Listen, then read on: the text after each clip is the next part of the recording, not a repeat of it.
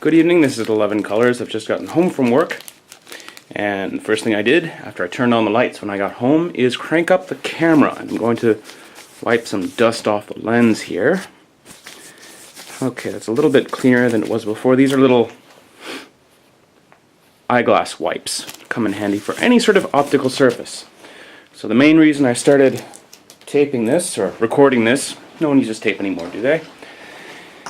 Main reason I started taping this or recording this as soon as I got home is so I could clear up some confusion concerning the timeline with which I came to be able to speak Japanese.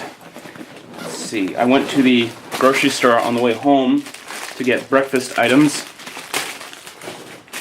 I haven't been to the gym in about a week because of my cold, but that doesn't mean I don't eat. This coffee milk, I can drink that. Anyways, I'm 38 years old now. In 1992, I entered Cornell University as a freshman in the engineering school. Since Cornell is made up of 7 colleges, Cornell University is made up of 7 colleges, some state, some private. And 1992 is also when I started taking Japanese, first year Japanese. And first year Japanese at Cornell, milk that needs to go in here, writing and speaking and listening are all taught in one single class. So that first year would have been when I could still count the number of kanji I know.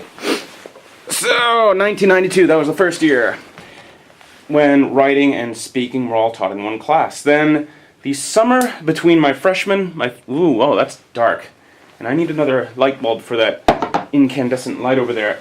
Let's see, turn on some more lights. Okay, summer of 92, between freshman and sophomore years, I took second year spoken Japanese as part of a summer course that was sort of a subset of the Falcon program, full year Asian language concentration at Cornell. I don't know if it's still running or not, I think it is.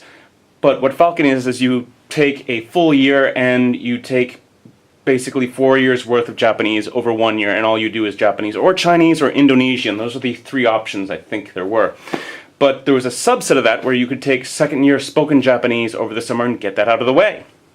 And that's what I did. And that fall, so in the fall of my sophomore year, my second year of university, I entered third year spoken and written Japanese classes, having skipped second year writing. I never actually took second year writing classes, but somehow I managed to dive into third year reading and do okay.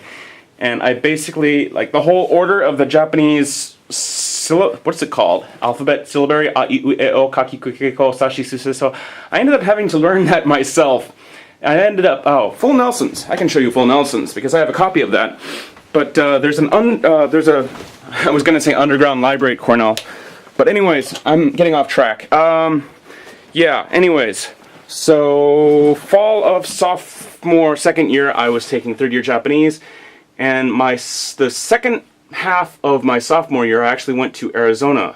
That would have been 94 already. So, first part of 94, I was in Arizona working as an intern at at Intel.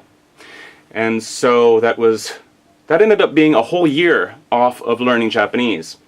So half of my sophomore year I spent in Arizona working as an intern at Intel, not able to drink yet legally, and then I came back to Cornell, and the first half of the year was still the Japanese classes that I had already taken a year before, so I ended up having a full year off of taking Japanese. And beginning of 95 is when I started with the second half of third year written, and I spat on the camera, third year Japanese written and spoken, and then I took fourth year, my fourth year of university is when I took my fourth year Japanese. So 4 years worth of Japanese with sort of a 1 year break in the middle because I doubled up over a summer. But so I graduated from Cornell in 96. I came to work and live in Japan, and that pretty much brings me up to today. So apparently there was some confusion about how many years I've been learning and speaking Japanese.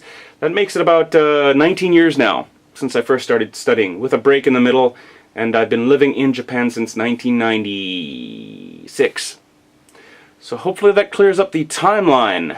This has been, what I was going to show you in here, as long as I have extra time on this camera, is... I should have full Nelsons in here somewhere. Ah yes, here's the Japanese stuff. Here's Reader's Ayla, but I'm not seeing full Nelsons. Nelsons is a badass kanji to English dictionary that I know I have here, because I'm very proud of having that 20-year-old, shoot, it's published more than 20 years ago, but I cannot for the life of me find it, which is a shame because I really like that book. Let's see, it's not over here anywhere, and it's not in my usual... Ah, there it is! Found it. Found it. This is Old Nelson's. This is the dictionary that I sort of learned how to use in the underground library at Cornell, because the Asian Studies Library is actually physically underground. It's like in a bunker at Cornell, at least it was when I was there. So I basically taught myself how to use this thing on my own, because I think they taught people how to use resources like this in second-year writing, which is what I skipped. They've got all the radicals listed in the front by stroke count, and for every single word, like, I'm just opening up to a random page, sku, as in to save. They list all of the possible words that begin with it by stroke count of the second character. This was a lifesaver. And partway through my college career, my university career, there came out a new edition of this that had some things slightly reorganized, so I guess having this Old Nelson's, as it's called, is slightly rare. Alright. Yeah. So hopefully that clears up the timeline for what little of this video I spoke about the timeline. This has been 11 Colors, and thank you for watching.